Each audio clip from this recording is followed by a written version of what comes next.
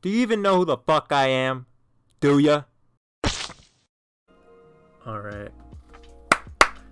Track review, boys. We got Kokomo this week. Indiana's baddest, boring, and in my opinion, the best track on the game.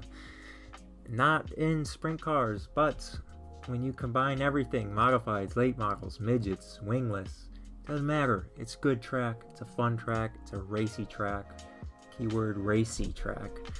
Because it's got 5 lanes of grooves that in some way or another you can utilize, even in a wing sprint car. Infield's really pushed in, so you got wide fairways, so it helps the bottom because you can get all this grip on each end. You can go forever down to the bottom. You can always go lower and lower in terms of grip on the infield, and then you can pound the cushion around the top side, but it also is very difficult to do so around the top side, which, it definitely has a big risk reward factor compared to, other tracks where you can run the top, like the Lima Land, where it's not nearly as risky. So yeah, here's an overview of the track, and really the big thing is in each end, you see the corners kind of rotating, but if it was like a natural arc, it'd be something like that, but instead it comes in, kind of straightens out, and then finishes off. And it's same thing over here in 3 and 4, where it comes in, straightens out, and then does it. It's a little sharper here on entry of 1, and then opens up, and then obviously in 3 and 4, it's opened up, and then it tightens down. So you would think like an ideal line would be like a slider into a cut down, and it could, and it very well is, sometimes, especially in like a late model, but it's also just because you know how wide the track is and how short the straightaways are. There's nothing more fun than just going out and running a perfect circle lap after lap, and like not even getting the car straight. It's just something that's you can really do, you can utilize in this track, because it's just how it is, and it makes running the bottom fun. And so yeah, we have a replay in the background again of a race that I don't have the heat racing qualifying, so it's just how it looks at the start of the feature here. So we'll kind of compare. This did start low usage. Unfortunately, when it does start low usage, it's the top side is even a little more dominant in the open wheel cars, just because there's a lot more cushion to lean on. There's a lot bigger safety net. But let's bring up turns of 1 and 2. Here we go. Alright, so here's a weird sideways angle. We couldn't rotate the camera apparently. But on a fresh track, usually for a couple laps, when there's a bunch of loose dirt, it's just ride the banking that's up around the top. And again, this is another track that moved the infield tires a couple of seasons ago, and that helped add 2 extra lanes of racing, because before they used to be about out here, and you didn't have too much of that banking that's going up on the inside. You just kind of had this weird crevice that you'd fall into, so you just had to run the top all the way around it, and this was running below it was so slow. And Kokomo is by far the worst track when it first came out. Yeah, because it was still pretty early in a cushion build, but you just couldn't utilize the middle at all, like you kind of could at a Lima Land or a Charlotte. But once that's worn off, then it's kind of just go to the bottom, and for a couple laps, just because there's so much grip on the bottom. But the big thing you fight in turns 1 and 2, at least in a sprint car, is getting over this inside banking, because it gets really bumpy and it wants to upset the car. You're either going to over rotate it, or it's going to push you really tight, and you can never really get that perfect arc out of the corner where you can get drive off. You never really get good drive off, because then you either got to bend it sideways if you're tight, or lift and get the car straighter if you get loose. So that's one reason the bottom goes away quicker, just because it's so hard, at least in an open wheel car, to get over that. Same with a midget or something like that, but in a late model, you can drive through those bumps a lot easier, and you can make a big arc and then hit it and get a really wide exit. But it's just something tougher to do in a sprint car. You really kind of almost get lucky. There's no hitting it right. There's getting lucky, really. But then otherwise, it would just be around the top. You probably get a little slick spot here, here, and here. Not even so much on exit necessarily, because it does straighten out a lot. It might even be in the middle. And then come qualifying, it's kind of tough to judge, how fast you can enter it, because if there's that slick spot in the middle, it'll slide you right up into that. So you never know how fast you'll really attack it. But the biggest thing is people always come in too low into 1 and 2, and then if there is, any slick, that they hit that and then they slide up a little bit, even like a half a lane or a tire width or two. But that always happens then right when the wall, right when the wall comes in, right where everybody bumps it. We're actually going to highlight this wall in red. Right there is where you got to watch out. And so when it gets even slicker, if they're slick like that and someone comes in just too low, that's right when they slide up. And then they get met with that wall already right away. And that's why you want to open up your corner as much as possible. You got to turn it in harder and get the car straighter, but got to cross this. I talked this at Fairbury too. It was the same situation in 3 and 4, where you almost box off the corner, because you just got to get below that. Otherwise, you're going to clip it with your right rear, quarter panel, tire, doesn't matter. If you don't get that entrance down where you can have the car steering down at the center of the corner. And then you just want to open it up and get out to the outside wall as far as you can, because all this slick ends up building up there.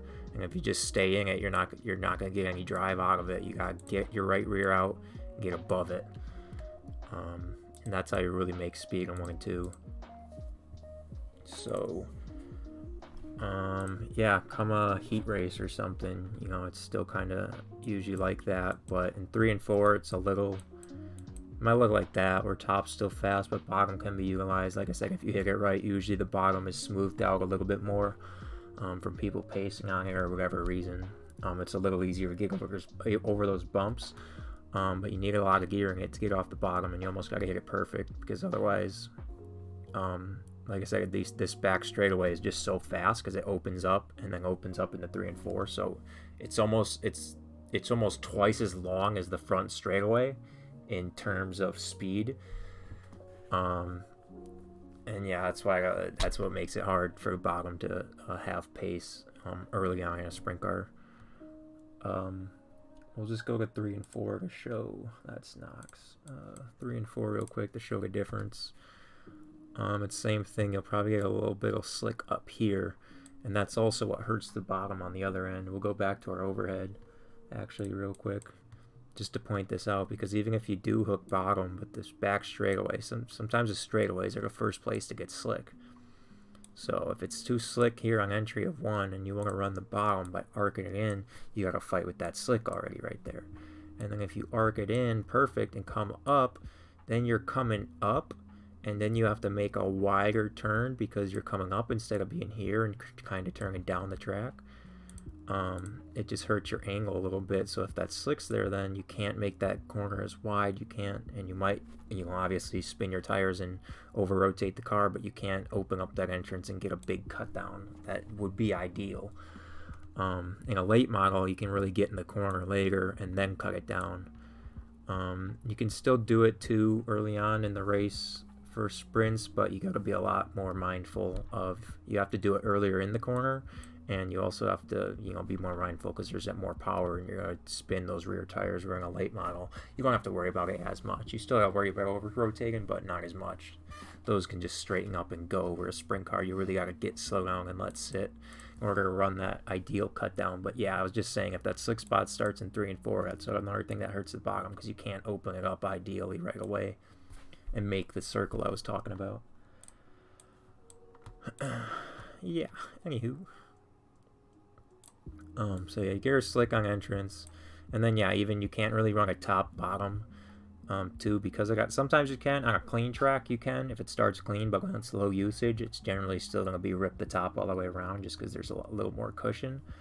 And then you get your slick on exit at 4, and that's going to be a big talking point later, because even when the bottom comes up, it gets slick like this, and then you kind of get this middle lane in there, but it's hard because you really got to navigate it closely. Coming down out of the corner, getting that car straight for the straightaway, because the straightaway is usually generally black because people over rotating a little bit out of 4, so then they get sideways and then they kind of zigzag a little bit, and that's why front straightaway gets especially slick at this track. So with the scary part here is right here. See where the wall comes and then it kind of straightens out right there. So we'll just try to highlight this in red. That's where you can hit your right rear on the tire. So you come up wide and same thing. The wider, the more you open up your entry, you can kind of get the car straight. You can slow down a little bit, get past that, and then again get as much grip as you can out of the corner. Whereas other people, they'll come in too low, and then they either have to slow way down to not hit that, or they end up, bumping the wall and then kind of, turning down to get off the wall.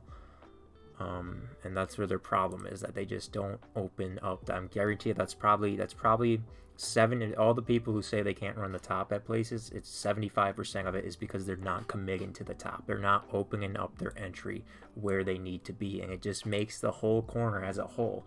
Every track, every corner, doesn't matter. The more you open up, the more speed you can carry through the entrance, middle, and therefore more speed on exit. And it's all by opening up, entering as tight to the wall as you can. Yeah, there's bumps there. Yeah, there's a cushion, especially in 1 and 2 when you do it too much. There's a big bump right in that opening, and I'll show it later. And you can pancake the wall on entrance. But you need to push that. You need to push those limits. You need to be in a practice session and just try to hit the wall. Try to hit the wall. How far can you go until you hit the wall, and then know where you're going to do it? Because generally, no matter where I'm entering the corner, I can tell if I'm going to hit the wall or not, especially in 1 and 2. Because once you get enough laps, you can. Oh no, I'm a lane too low. I'm gonna hit the wall. It doesn't matter if I slow. I'm not gonna slam the brakes. But then also recovering from the wall, not getting pinched up by it, knowing when to cut off the throttle, get back on the throttle, but not fully on the throttle, that you don't ramp up the wall. And that's what people with experience have on the top. And same things. But otherwise, what you can do in 3 and 4 that you can't in 1 and 2 is you can kind of cheat the entire thing here. See how that's different than coming in and trying to stay up top and doing that, coming in low? You can almost, once it's later in the race especially, you can kind of cheat this entrance and just try to get your right rear to that grip on exit. And that's what you do in a late model more than anything, because in a late model you can't stay high and tight in the center here. You kind of just cheat your way all the way past where the wall comes in. And that's one way to do it. That's one way to cheat it in 3 and 4. But in 1 and 2, you can kind of do it, but it's not really fast at all. I'll show you that as the track gets slicker. So as we move back, I lost my shit. God damn it, where did it go? Grove, Charlotte, Eldora, Fairbury, Knoxville. Alright, Kokomo. So here's that opening I was talking about again, and then you see where the wall really comes in right there before it starts the corner. And that's what's scary. If you hit those bumps just before this wall out there, it'll make you go straight and you'll go into this one. You won't necessarily flip, you'll just pancake it and lose a ton of time. But in 1 and 2, a lot of people, they might go enter high, but then, like I said, this wall scares them right here where it flattens out, and then they try to cut it low, and that's just not, it doesn't make up any speed. It's just not an ideal line. I don't want to use the word ideal, not a feasible line to run, because there's always slick here. Even if there's grip off, you just have to slow so much in the center right there. It's usually so slick in the corner right here, and that's why when you turn down, you have to lift so much, and you just lose so much speed. When, like I said, making speed in 1 and 2 is all about how much grip you can get on exit around that. But then I'm talking about the top, so let's talk about that. Maybe you don't like to run at the top, you want to run the bottom. The number one thing I do though still is people don't open up their entrance enough. They come in too low and try to hold an whole apex around the corner, but Kokomo doesn't work that way. Whatever benefits you on one end hurts you on the other end. I guarantee it. And that's why this track is so racy, you know, because you can do something to make up time on one end, but then it's going to hurt you on the other end, and you got to worry about the guy behind you, maybe, or you're worrying about the guy in front, and it hurts. It's just, that's what makes it a good track. It's no other tracks like it where it does that. But you don't want to do it. You want to be entering wide. And now, like I said, it's still sometimes too bumpy down here, so you might just want to rail it down here. My biggest thing, though, is you really, yes, you have to open up the corners on the bottom here so much because the straightaways are so slick. So this is all slick right now. We can't slide up at any way because we got to worry about that. Same thing in 3 and 4. We can't be sliding up out of the corner. So it's arcing it in and cutting, I don't want to use the word cutting down, but holding it, you know, getting a straighter exit and holding the car down on the line without sliding up is crucial any way you run the bottom. And like I said, generally you'll get a little slick spot kind of there. Actually, it's usually a little smaller, but then some people just want to run right in the flat part around it. In a wing sprint car, it doesn't work. In other cars, it does. Even a wingless, it does. But just in a wing sprint car, it's just faster to run the top all the way around to carry that momentum and use the banking. Even if there's grip here, there's got to be a ton of grip for it to actually work. And then you got to hope there's not that much slick on exit. Like I said, I would just recommend trying to open the entrance, but then you got to worry about the slick that's right there, you know, and not getting your rear wheels in it to try to help that turn down. But that is what it is. That's why the middle isn't very feasible in these cars. And you almost got to go below it and put the tires. And same thing, once you get to the tires, there's a little bump like right here that you can make a lot of speed if you hit it right and it helps get the car set. I don't really know how to explain it, but it's there in every car, and you can hit it a lot, especially in late models easily, even wingless easily. Where it's just a nice flat. It's actually, it might be this because you generally have the grass here, so when you come in, you can almost grab that little bit of grip, and it helps you make the bottom. But that's really advanced shit.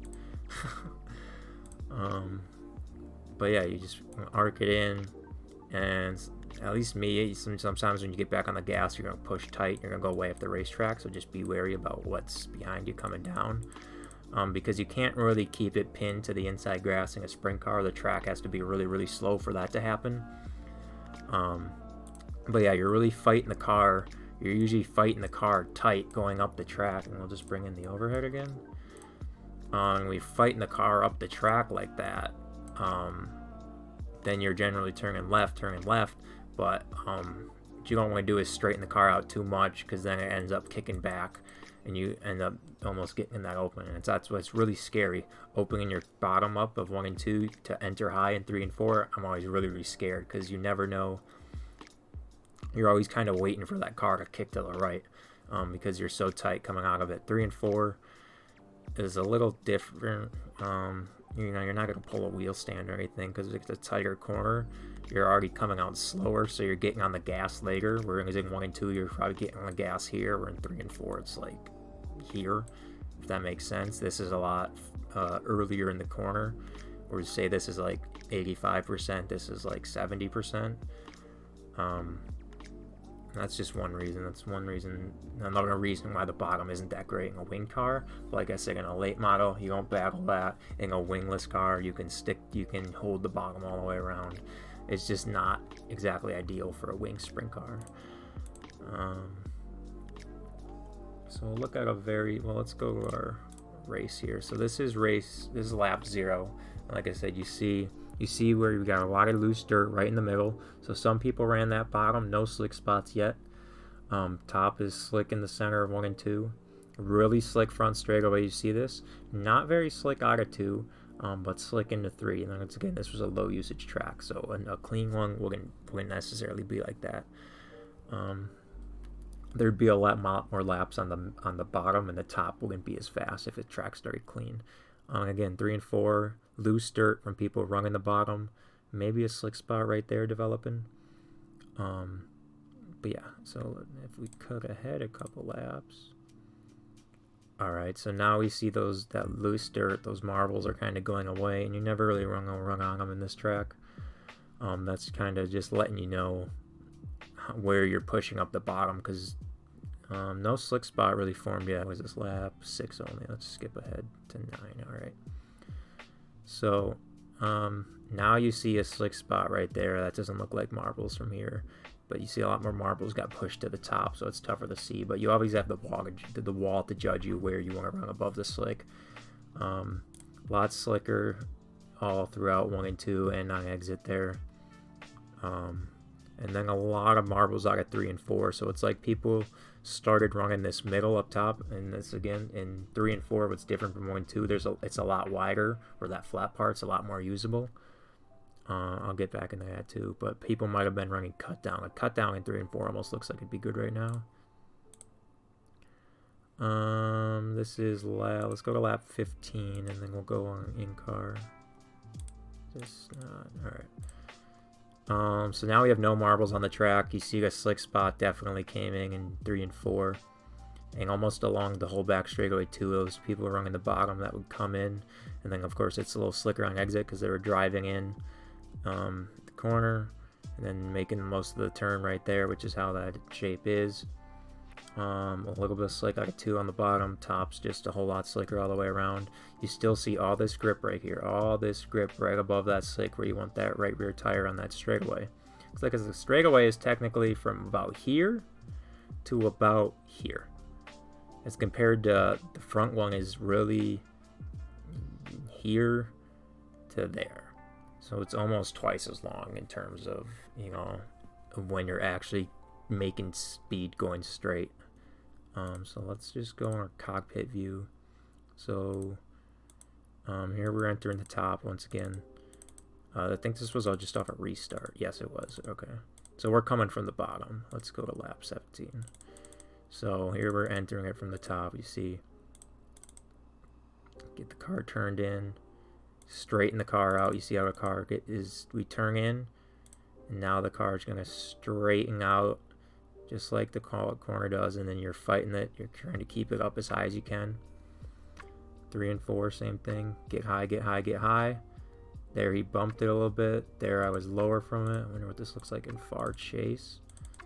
So here you see here. Okay, it's perfect. So here we're following the exact same tire path. All right. See his tire path compared to mine, and we're righting it.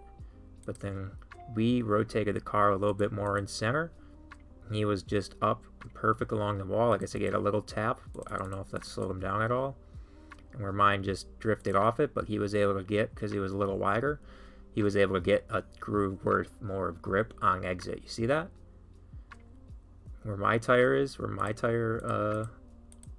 tread is fucking leaving the little path.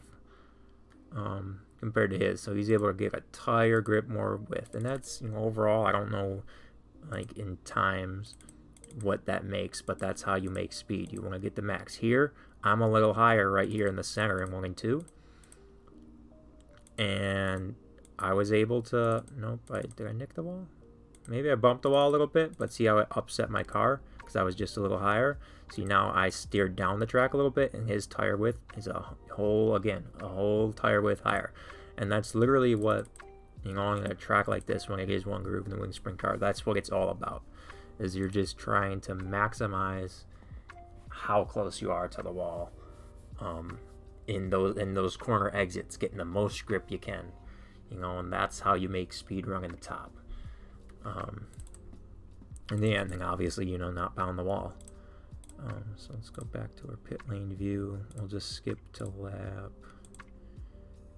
30 here.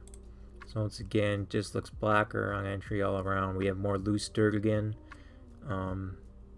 People, if this would have been like a higher skilled tier race, more people would have ran this middle. They wouldn't have still ran this bottom that got darker. Front stretch is still killed. And you see the top of 1 and 2, it's getting loose dirt all the way around. But you see how these guys how these bottom cars, they have to stick to the bottom now because they can't open up that entry because they got slick into 3 and 4, like I was saying before. So now it makes their entry tighter. We're just watching this car. Tighter in the 3 and 4, and they have to slow down a lot because otherwise they're going to hit August slick out of 2. So he kind of slid up. He actually kept it really straight, but you see August slick patch 2 right here is all the way down the straightaway, so he had to really feather that throttle all the way out.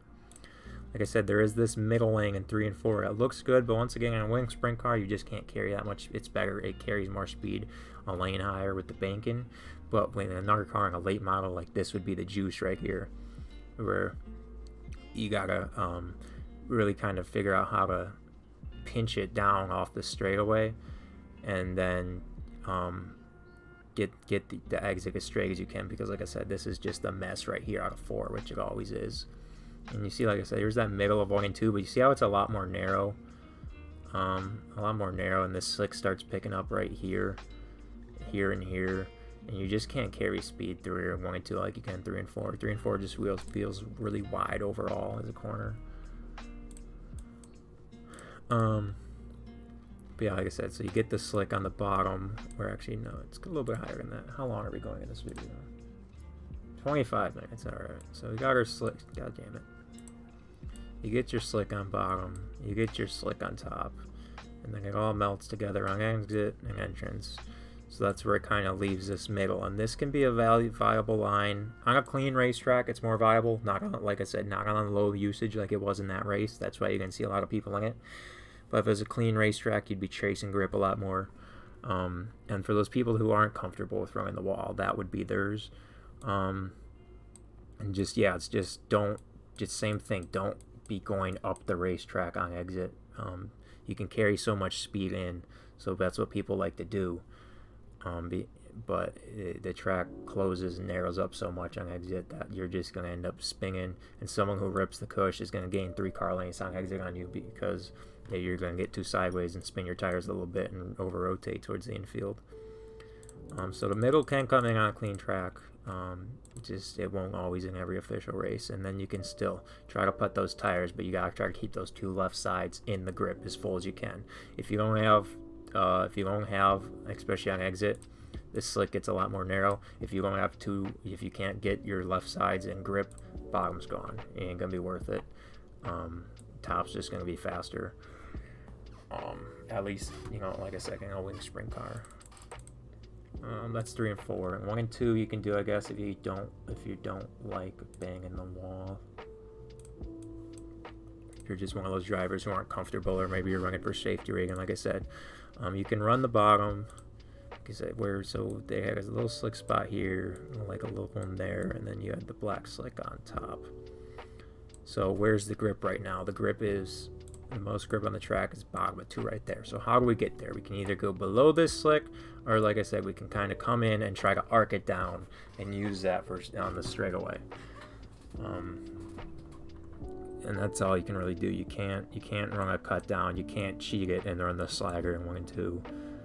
You can't run a big slider, even though you can you can throw one from 10 car lengths back, but you're just gonna lose all your speed on exit. And they're going to be able to kind of turn down under that. I know I said turn down from the top isn't good, but when someone's throwing a slider and you need to, lift and cross over, it's still a lot faster than they are going to be on exit.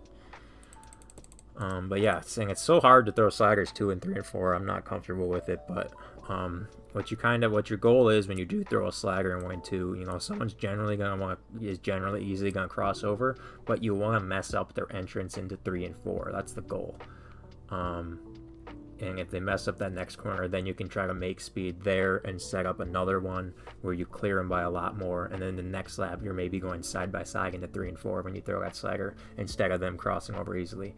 It's a track where you have to, if you're going to throw sliders, it takes 3 or 4 laps to clear someone. Which kind of happened in this race. Let me see if I can find it.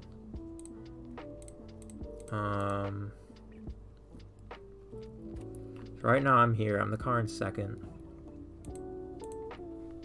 See, this was on my live stream, by the way, if you guys didn't see that. So I'm this car in second still. Let's fast forward. We're maybe slowly chasing him. It's kind of just who makes a mistake. So here's the leader.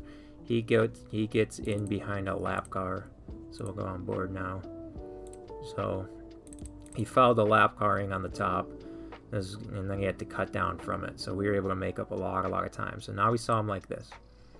So once again, we saw this shit off here. So actually, no, let's keep this slick. So let's keep how the track was. So he was coming in side by side, lap cars in red, going high. He came in like this, and because of the angle, he couldn't stick the bottom very well. So we decided to slide the lap car. So we were the third car in line. So we can tell, all right, instead of us just sliding the lap car, see if we follow him in the corner and follow him, so we're blue in this situation, all right?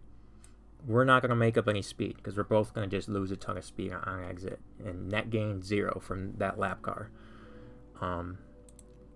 So what we did was, because we didn't have a car to our outside either, we were able to be here and then arc in and catch the bottom. So let's see how that happened. Let's see if we net gained at all. Stuck it pretty good. Like I said, remember, you fight the car getting tight. You can see my hands here. Yeah. Alright. So boom. Look where we were compared to a lap before, going into 3 and 4 now. We were more than 5 car lengths back. So net gain, good. Yes. That's why you don't follow another car off doing a slider line on a lap car when you can open up your arc better and try a different line. So that was good. It hurts our entry a little bit in 3 and 4, but like I said, overall net gain, good. Then we came over here, we bumped the wall, and we probably, like I think I said it in the live stream, we would have thrown a slider if we didn't bump the wall, because we would have been carrying a little. It scrubbed a little bit of speed off on us when we hit it. It made us turn off a little bit, and now this hurt our speed going into the corner to clear the slider by even more. And so we just end up running the bottom again. He just rips the top, so now he got 3 car lengths back from doing it. But he makes another mistake. So now he's slower on exit, and we're faster. We didn't hit the wall on the exit this time, so now we can throw a slider. I remember I got scared of these cars. This car going a lap down. Where it ended up not being close at all. I don't know if I lifted, but it made it so I couldn't get the slider all the way up the racetrack, and he drove around. And essentially that was the race, yeah, with 3 to go. But that just shows how much, can change. A 7 car length lead or whatever it was can get taken away at this track. And that's why I find it so fun and so racy. Even in sprint cars like this, because if you do have to race with somebody, if you do have to trade sliders, it slows you down so fucking much, and it brings other people in. That's why this track is still fun. You can throw a slider from 10 car lengths deep, just because the racing isn't the best in the wing cars as it is to even the straight stock here. The racing's amazing, where the bottom's a lot more viable. You can still, there's always good racing somewhere because someone's throwing slide jobs. You can throw them from so far back in 1 and 2. So it's still a fun track. Like I said, it's difficult ripping the top. So that's why I think it's my best, or not my best, but my favorite track in iRacing right now, or the best track in iRacing. Is just because you can do all those different things on it, because it gives you all those lines. Not so much in a sprint car, but like I said, you just gotta learn, open your entrance, learn the limits of the track, because like I said, I'll know from this point in the corner if I'm going to hit the wall here or not. If I'm going too fast, too slow, too straight, didn't rotate enough, I already know if I'm going to tap that wall or not, and that just comes with experience. So once you get that down, you're going to be fast. And same thing in 3 and 4. You kind of know, once you're in there, if you're going to hit the wall or not. But yeah, I think overall it's just a really fun track. So anyway, hope you guys enjoyed.